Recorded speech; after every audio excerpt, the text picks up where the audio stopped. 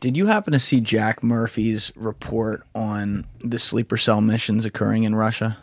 No, I have not. It flew under the radar a little bit because he was supposed to be reporting it with a major, let's say, news outlet. He got very uncomfortable with some of the interference, let's call it, from aspects of the government in trying to get this out. So he ended up reporting it on his own. But it's an amazing report that people should read. He's the host of one of the two hosts of the Team House podcast, which covers like a lot of geopolitical stuff through like the lens of like CIA and some of the other agencies and the military, because he had a military background. But my friend Danny actually brought him on the show on Concrete, and he walked people through what this was. And it's just what you just said there is making me think of this, because you're talking about Pax Americana as the U.S. military coming to your border to reinforce this or something like that. And we can get really deep on this, so let's do it. But I bring up his report because I think if you look at Afghanistan post 9/11, actually, right after, that's where warfare and how we carry that out in some ways changed forever. Because yes, did we send the military there? Absolutely. But who was running that?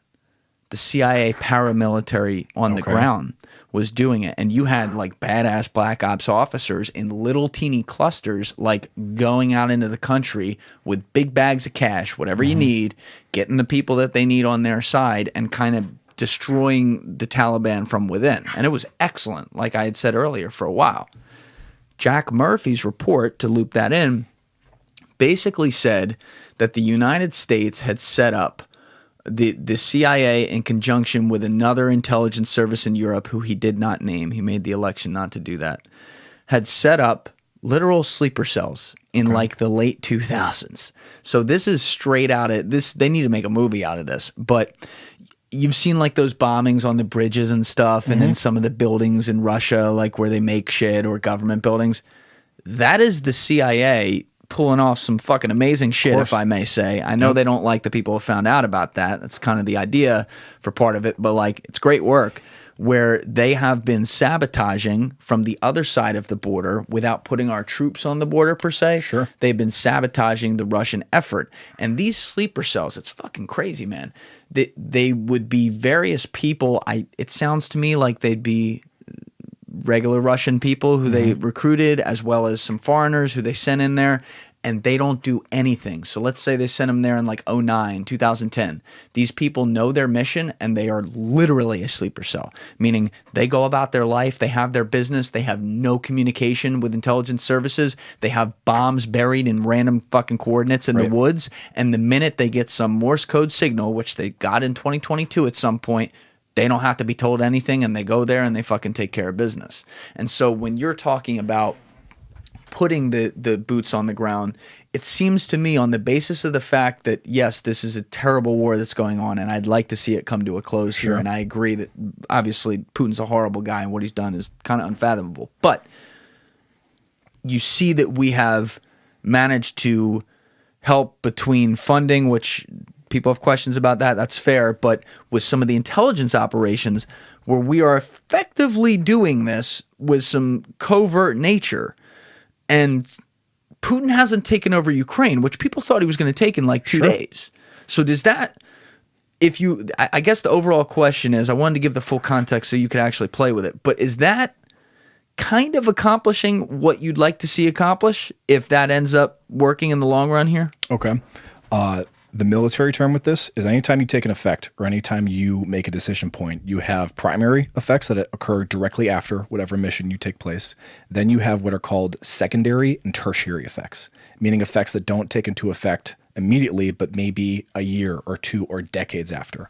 An example of this specific to Afghanistan was when the Russians, or the USSR at the time, was in Afghanistan, we were funding direct paramilitary groups that at the time we were calling freedom fighters to shoot at the Russians. The enemy of my enemy is my friend. Yes. So I'm going to fund these groups directly, give them arms and equipment and training, and in many cases American support to shoot at the Russians, because we cannot shoot at them directly, because then the whole balloon goes up. Then World War III kicks off, right? Okay, so that works out in our favor in the 1980s when this is occurring. What happens 20 years later? Bin Laden. When those same paramilitary groups all of a sudden go, hey, I have all this training and equipment now.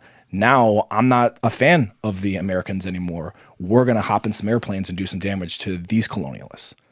So when it's Americans that are the ones that are solving the issues, and it's the American lives and treasure that are being spent, the best desired end state occurs.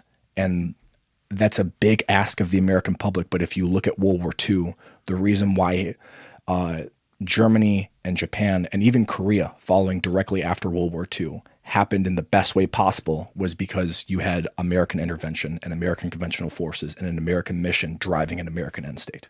Do you view the potential of, let's say, the threat of just Russia, leave China out of it for a second, okay? And I know that there's ties there and everything, but let's just focus on Russia because that's technically, they're the ones doing the war in Ukraine. Do you view the burgeoning threat of that, like say they take a piece of Ukraine, just a piece of it, is it on the same wavelength for you as like the rise of Hitler in the 1930s? I see the parallels, and more than that, I am scared of the precedent that it sets. So if we as a world say, okay, it's okay to invade countries and take territory, Taiwan is next. And there are normal people there that have normal lives and are good people that are worried about their lives and their safety. And there's this domino effect that I feel will take place if we as a world and as a nation say, okay, we're going to give this little sliver of the Ukraine to the Russians and they'll stop. In the same way that we said to Hitler, hey, if you take this little sliver of this particular country, you'll stop after this. We'll impose this policy of appeasement. He'll stop after he has these tiny pieces of territory. And he didn't. Thank you for watching the video, guys. Please hit that subscribe button and check out this clip's full podcast episode by clicking here or in the description below.